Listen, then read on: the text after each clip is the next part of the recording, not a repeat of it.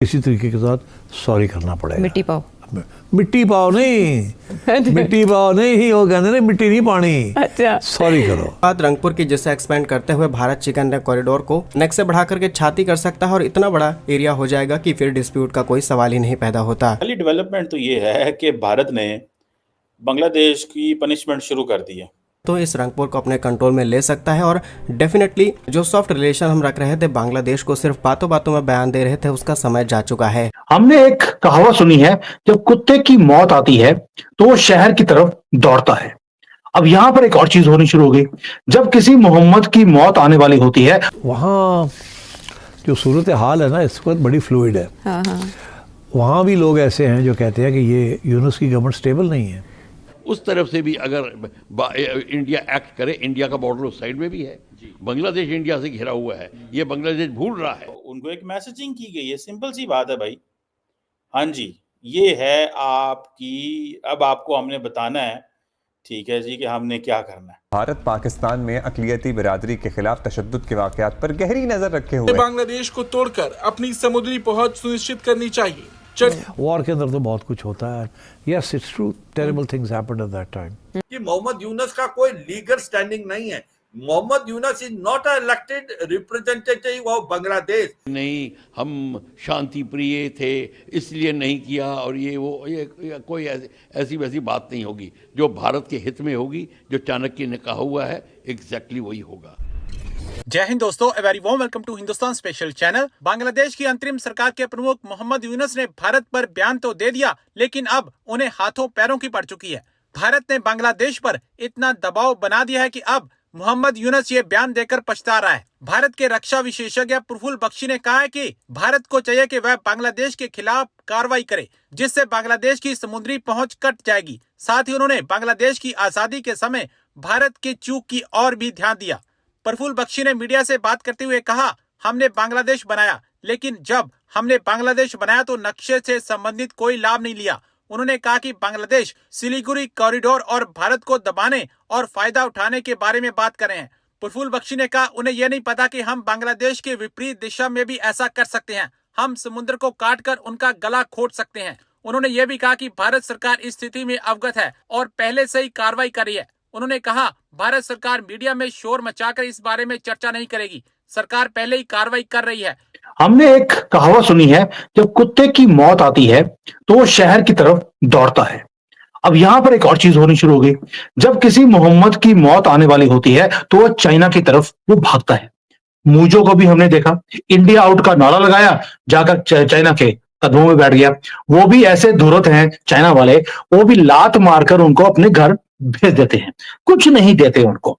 अब ये मोहम्मद यूनुस ये आ गया है, ये भी चला गया चाइना में, उनके कदमों में जाके बैठ गया। उनको बोलता है, माई बाप, नॉर्थ ईस्ट जो है हम आपको दे देंगे। बल्कि बांग्लादेश जो अपने आप को बोलता है कि हम बड़े ही एक महान कंट्री हैं दुनिया की, वो चाइना को बोल रहा है कि नॉर्थ ईस्ट हम आपको दे सकते हैं, वो तो लैंड लॉक्ड है, वो कहीं भी अपनी एक्सपोर्ट्स नहीं कर सकते, आइए हम मिलकर नॉर्थ ईस्ट को खा जाते हैं। यानी कि कुत्ते की मौत आ गई, शहर की तरफ भागना शुरू कर दिया। सर, ये जो मोहम्मद यूनुस है, टेम्पररी प्रधानमंत्री या प्रेसिडेंट बोलते हैं इनको, ये जितने भी टेम्पररी होते हैं, ये परमानेंटली चाइना में जाके क्यों बैठ जाते हैं? देखिए, ये है चीफ एडवाइजर, जिसको सीआईए और सीसीपी ने इंस्टॉल किया था, और वो बाइडेन वाला सीआईए चाह चुका है। तो अब इसकी अपने नाजायज बात चाइना में जाके उसकी गोद में जाके बैठ गए।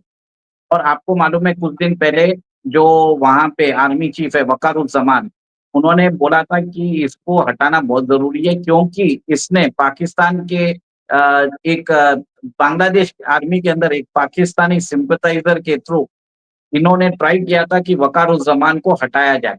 वकारुज्जमान शेख हसीना के रिलेटिव है, तो एक तरह से एक पावर प्ले चल रहा है इसका, इस मोहम्मद यूनुस का।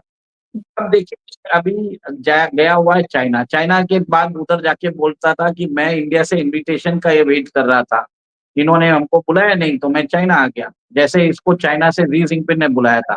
फर्स्ट ये मैं पूछना चाहता हूँ, ठीक है, जबरदस्ती जाके उधर धमक गया इसको। तो मतलब अगर आप देखेंगे तो शी जिनपिंग ने सोचा ये भिखारी कहाँ से आ गया, ऐसी हालत है इनकी।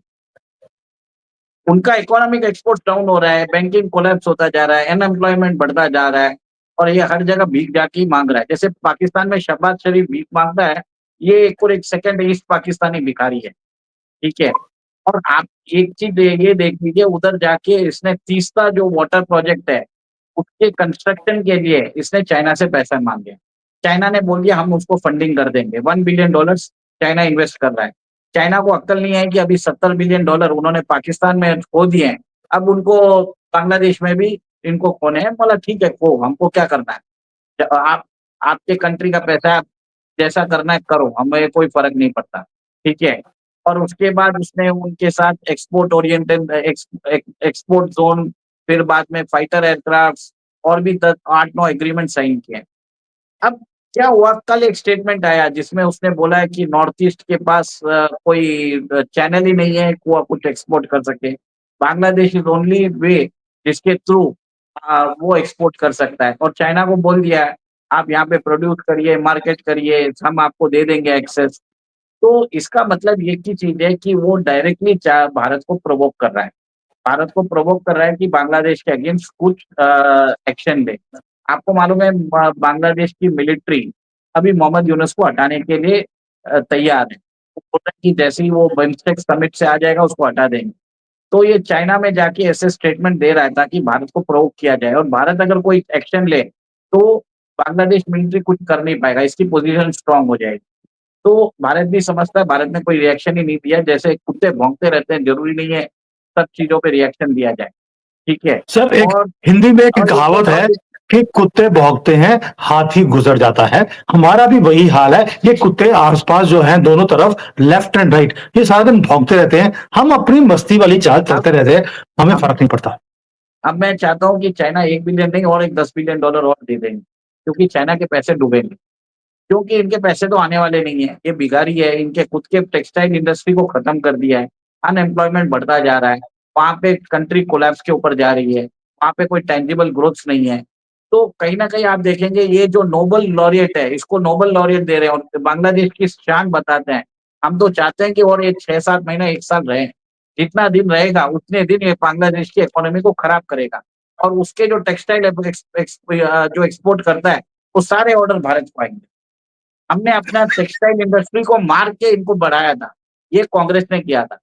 मैं चाहता हूँ ये आदमी यूनुस बार उधर ही रहे और उसके बाद वो बांग्लादेश को बर्बाद करे।